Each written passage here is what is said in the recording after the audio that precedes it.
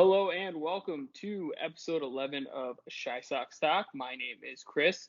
As always, here with my co-host Matt. How are you tonight?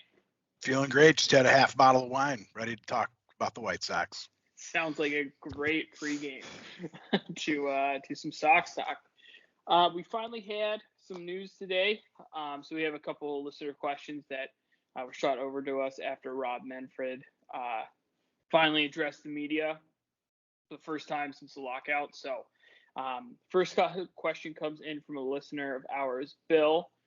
With universal DH being announced today, what do you think the White Sox should do with Jake Berger?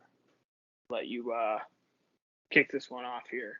That's a pretty interesting question because he can definitely be a DH.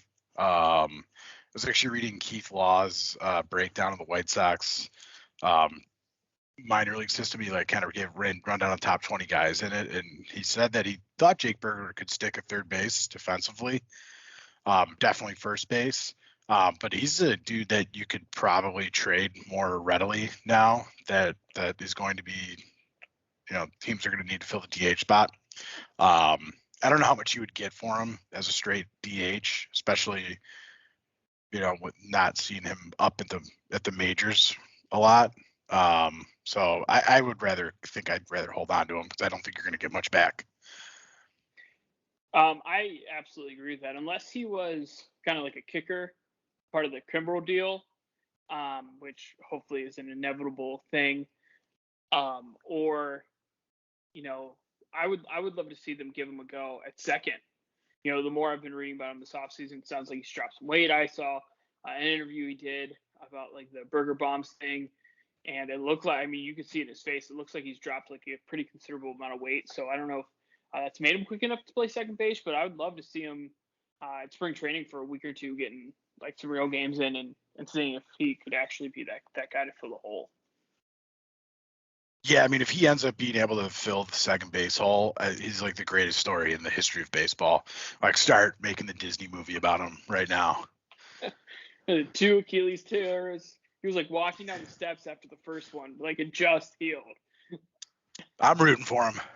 I liked him. In limited time, he killed it. In like 16 games, he batted like a hair under 300, like in the 260s, 270s, and hit the ball really hard and really far. So yeah, he hits the ball really hard, which is pretty cool.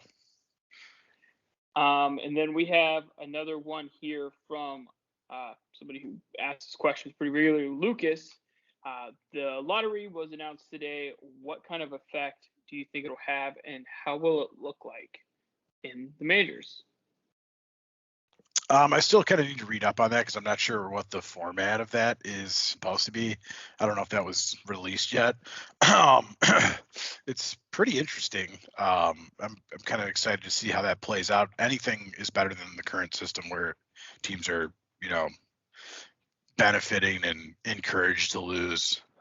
I think hopefully the goal here is to have teams compete to win, which is better for everyone, especially the fans, you and I. So I'm interested to see what happens. I thought it would be cool if they tried the crazy thing with the first 5 teams out got the first 5 picks. But we'll see what the rules they actually have for the lottery are. But I think it's better than nothing. I like it too. I think it would be cool if every team who didn't make the playoffs had a shot, some kind of percentage chance at the first overall pick. If you're talking draft lotteries, that's going to be probably the most effective way to prevent teams from like tanking. I'm assuming with the draft lottery, the spending floor is probably off the table. I'm assuming there was, that's probably what the give and take on that was. But I think it's fun for baseball. Baseball also kind of needed something to, I don't know if modernize it is the good word, but like, I don't know. Give it a little pizzazz. Yeah, it just seems like such an old boy sport sometimes, and yeah, the NBA has their own little lottery day, which is fun for everyone when their team sucks, and it'd be kind of nice for baseball to kind of have the same fanfare. Hey, NHL has one too, Matt. Remember, NHL has viewership. Okay. Yeah, I don't talk about hockey because no one watches it. Sorry, hockey fans who listen to the podcast. And then, other thing was it looks like as of now the season's going to start on time, but with a shortened spring season, spring training. Question from listener Matt: who on the White Sox do you think would benefit the most from a shortened spring training? I don't really think anyone's going to benefit massively from that. The only person who I could see maybe benefiting from a shorter off-season window is Mike or Adolfo, because he's going to probably get as many shots as they can in right field, and it'd be harder to find a replacement with the shorter off-season, harder to see other guys within the team that are possibly better. So he could end up being like a opening day roster guy just from the shortened season. The same kind of guy kind of popped in my mind when I first read that too. He's out of options, so really, he's either going to get traded or he's just not going to be in the White Sox next year. He's going to be a free agent, and I'm sure somebody is going to pick him up and kind of take the lottery ticket on him. And you're right. He's going to get a majority of those days out there with Adam Engel kind of splitting time there during spring training. So it'll give him a real shot. I like Mike Adolfo. I thought he was a fun story for the White Sox. One of the few young guys they picked up internationally, and just gotta be nice to see if he could finally make it to the show. Yeah, he got injured a ton, and he's getting kind of old now. He's been with the White Sox for forever, but they got him when he was a kid, like a little kid. So I would like to. I mean, he's supposed to have a really good arm and hit for power. So I'd like to see what he can do. Hopefully, he's not your opening day right fielder, but unless he's crushing the ball, maybe. Yeah. He goes out and hits 40 home runs during spring training. Throw him out there. Let's give him a. Seriously, he might be a diamond in the rough. He might be a gamer. He only can play if he's seeing major league pitching. There's guys who are like that for some reason. Hey, you know what? I mean, if that's another little diamond in the rough they have in a limited prospect pool that we all thought they had, I'll take it, man. I mean, we thought I know you and I had talked, and we thought the prospect pool was absolutely kind of dead in the water. So it is one more gem, just one more. Keith Law also agrees that it's dead in the water. He says we don't have a top 100 player, so it's looking dry. I mean, everybody got caught up. Luis Robert wins an MVP and rang out of it. I think everybody, you don't really worry about the prospect pool for exactly. I don't care about the prospect pool right now currently. So Matt and I were kind of talking about what we should talk about tonight, and we had posted a TikTok about it the other day, and for some odd reason there's a huge portion of the White Sox fan base who doesn't think our third baseman is up to snuff. So we figured we would kind of make the argument for Yoan tonight. Both of us are.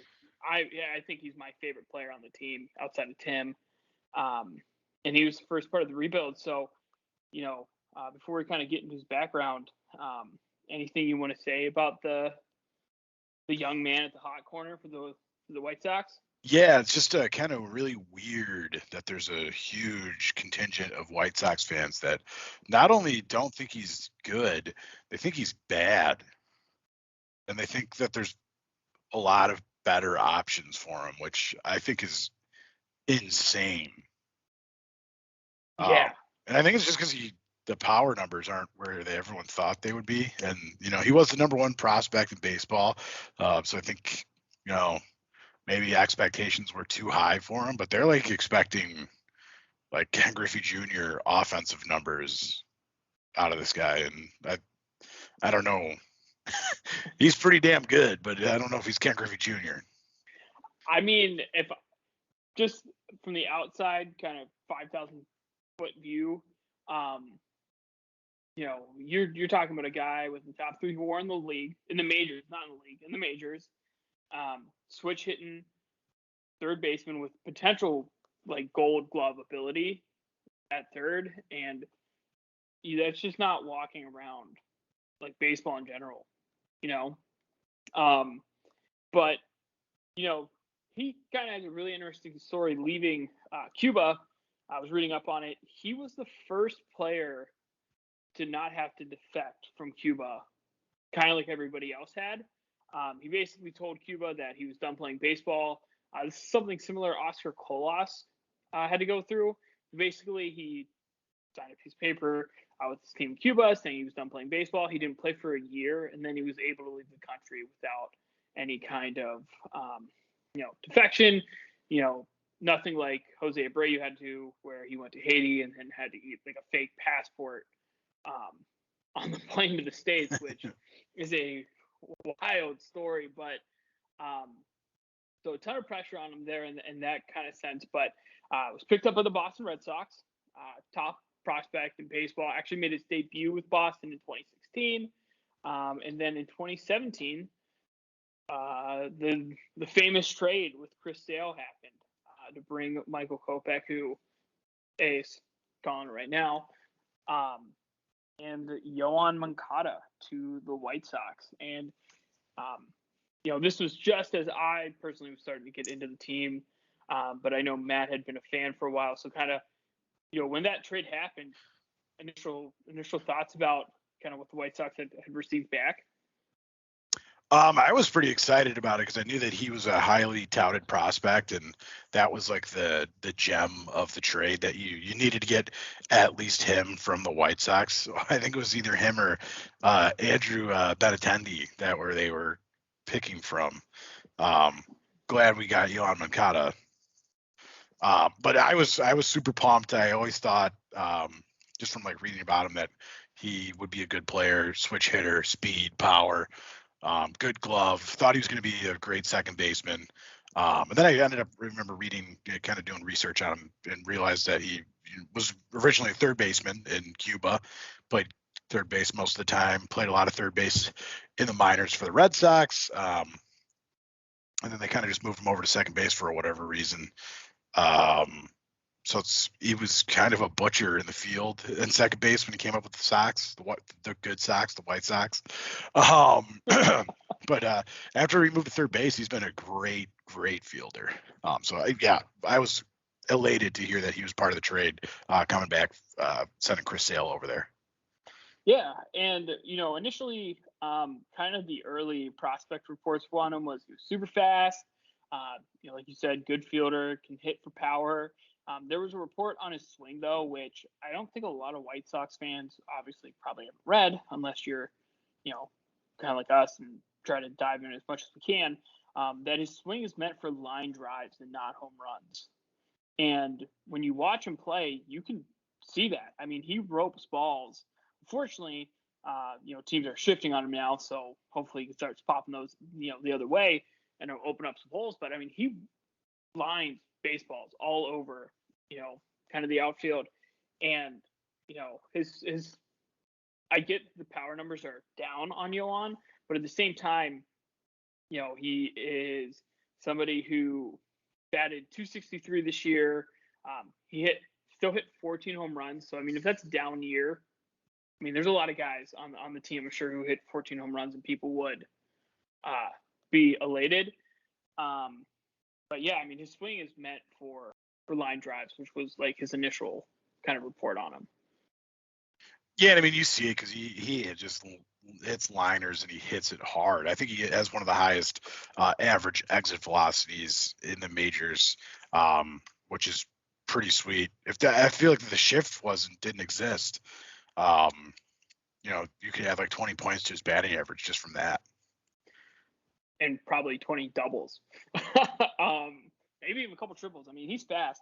Although one thing that I think watching over the past few years, and I definitely noticed this year, and I'm not sure if it was like maybe lingering effects from COVID, and if that is that's the case, and it's going to be back next year, that's makes him a super dangerous weapon. But he didn't have any steal attempts this past season, so I'm not sure if it's him just aging a little bit. Going to be 27 going into the season, and his speed's just kind of down, or maybe something Tony was doing. But even with the lack of stealing, he's somebody who can stretch to third, kind of stand up doubles, and once he's on the base path and the ball's put in play, he is zooming. He's fast. He's very fast. Yeah. I think one of the part of the reason people don't like him is he's such a very smooth athlete, and he doesn't look like he's trying his hardest because he's just a really smooth runner. Some people think he's like dogging it, but if you look up how fast he's running, he's one of the fastest dudes in the league. And he's not dogging it. He just is a very smooth athlete, which I guess people are just not used to seeing. That stolen base stat, I wasn't aware of that. It's kind of surprising. Yeah, 0 attempts this past season. In 2020, he was 4 attempts and he was caught twice in the shortened season. And then, this past season he hadn't. But it was kind of a trending number since 2018. His attempts have kind of gone down, which. Well, the stolen base is kind of becoming a lost art in Major League Baseball, just because it's the stat people will tell you it's not worth the risk. Just being on base is worth more than it's not worth not being on base. Unless you're Ricky Henderson, I don't think anybody's really going trying to steal anything. Yeah, I mean Tim steals a few and he's pretty successful at it, but. It's so much more about getting the read on the pitcher than it is about speed when it comes to stealing bases, that maybe he just doesn't feel like he's getting a good read on anybody. And, I agree with that. His jump, it's all about the jump. It's all about knowing when, kind of the pitcher's rhythm and everything like that. And the other thing is, I think for him to steal base and then tear his thumb or something sliding into the bag is a way bigger risk for, the White Sox and not having him in the lineup than, getting that bag in general. And then another thing I always hear from people who don't like him is it looks like he takes bats off in the middle of June, July. He doesn't. He's a professional Major League Baseball player. He's not walking up to the dish saying, well, there's one out and no one's on, so I don't need to swing. Yeah, I can go ahead and take an out on this one, and it's, that not that big of a deal. I agree with you. He just kind of looks like I don't know how many people in Chicago have seen one of these bad boys run, but kind of looks like a white-tailed deer with how, smooth he just kind of, He's smooth. He doesn't he doesn't wear it on his face. He's not like, oh, I struck out or yeah, hit a home run. He's kind of just like, let's play baseball. I'm even keel. I'm not going to show my emotions, which is cool. I think he's like a stone cold killer. And he also is talking about stone cold killer. Probably the coolest thing about him outside of baseball. If anybody's ever listened to his walk-up song, and you'll listen real familiar to the voice, Yoan. Yoan is also it is himself rapper, R&B. Do I know what the song's about? No, it sounds cool. And also something that I don't think White Sox realize about Yoan Moncada, because I heard this going into the offseason, is they could trade Yoan and get somebody to play right field. Almost like the argument you could reconstruct Yoan Moncada in right field. Let me just pull this up. Your third right fielder, Major League WAR, we want to go off the WAR, is position.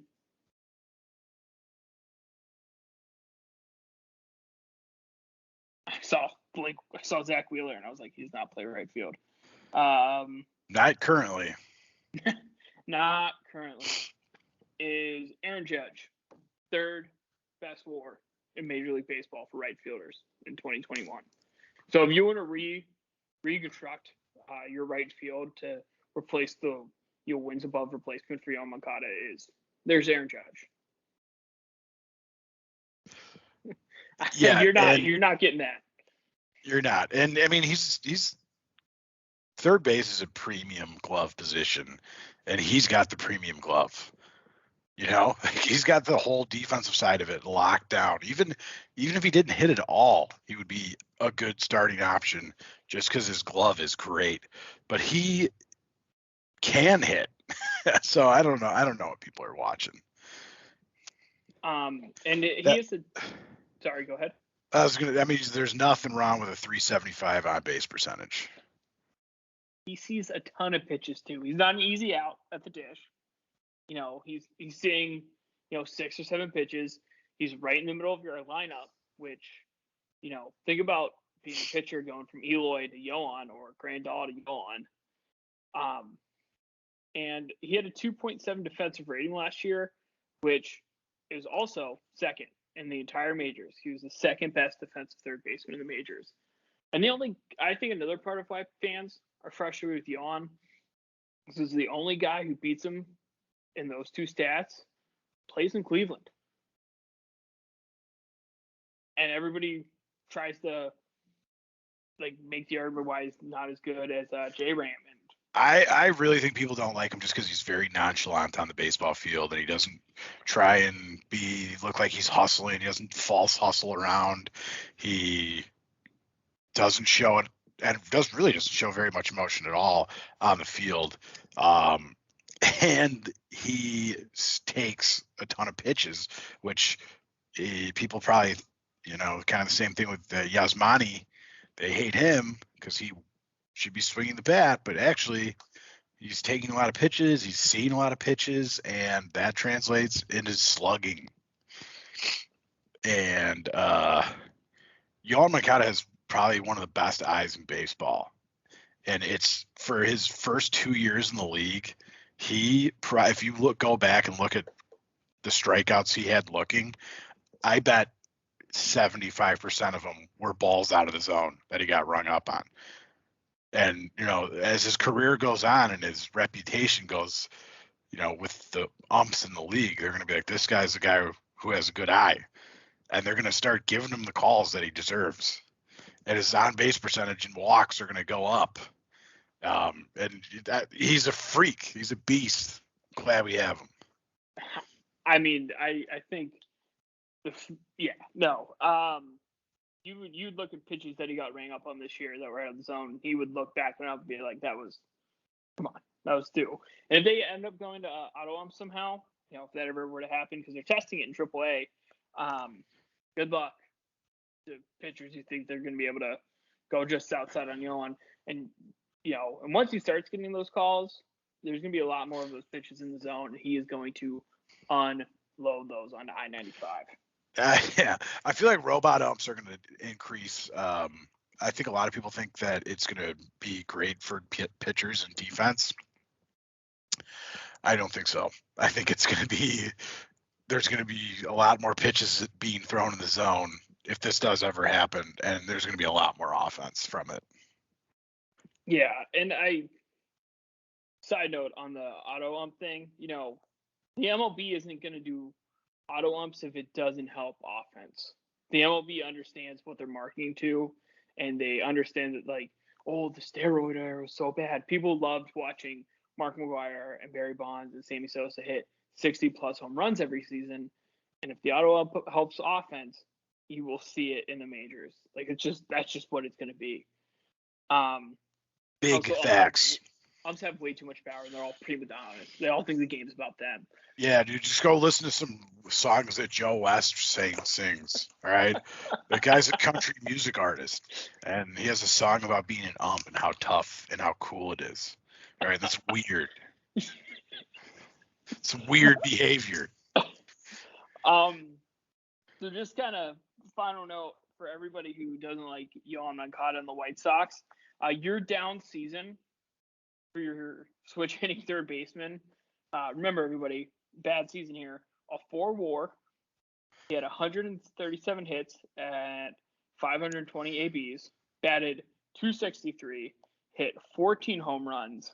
Had 33 doubles, a triple, and 61 RBIs. And was the second best defensive third baseman in the majors. There's your down season. Then he had an on-base percentage of 375 and an OPS plus of 117. So that's 17% better than your run-of-the-mill player. So I hate having him on the White Sox. yeah, get him out of Awful. here. He's a bum. Just we'll recreate him in right field, everybody. No big deal. Don't even worry about it. But in all, love Yoan. Great.